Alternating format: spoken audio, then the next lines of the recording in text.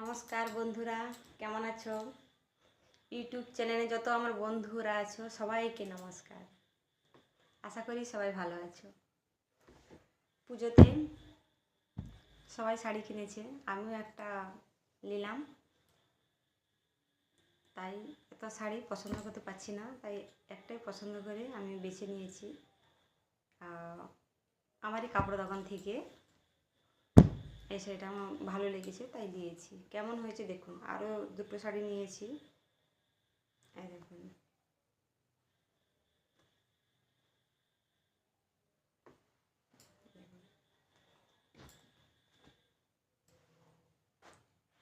পুজো সামনে চলে এসছে, সবাই ভালো থাকুন, সুস্থ থাকুন, পুজোয় আনন্দ করুন। সবাই ভালো থাকুন। নমস্কার।